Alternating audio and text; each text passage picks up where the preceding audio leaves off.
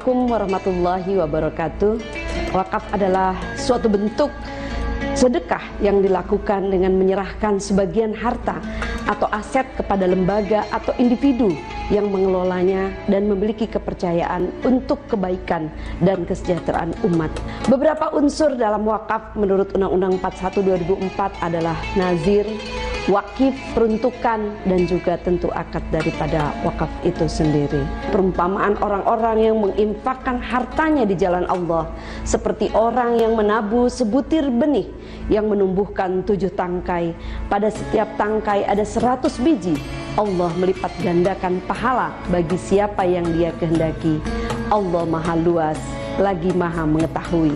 Bagaimana para sahabat bisa kita lihat Umar bin Khattab telah menyerahkan sebidang tanah untuk diwakafkan bagi kepentingan umum, dan dia mengatakan, aku ingin agar tanah ini menjadi sumber kebaikan yang terus mengalir bagi umat Islam. Dalam perkembangannya, wakaf saat ini telah menjadi suatu instrumen investasi.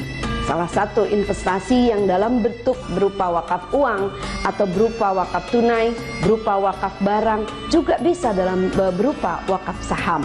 Misalnya dalam bentuk uang saat ini telah dikembangkan cash wakaf link deposito, yaitu suatu bank syariah di mana seseorang wakif menyerahkan dananya berupa wakaf dan kemudian dimanfaatkan, diinvestasikan, dan return daripada deposito tersebut dimanfaatkan untuk kepentingan umat.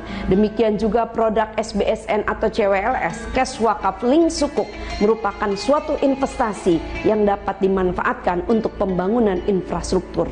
Wakaf adalah suatu sedekah, wakaf adalah suatu pemberian yang manfaatnya berkelanjutan untuk jangka panjang, untuk pendidikan, untuk sosial, dan untuk tentu saja kesejahteraan bagi masyarakat. Wabillahi taufiq wal hidayah. Assalamualaikum warahmatullahi wabarakatuh. Acara ini dipersembahkan oleh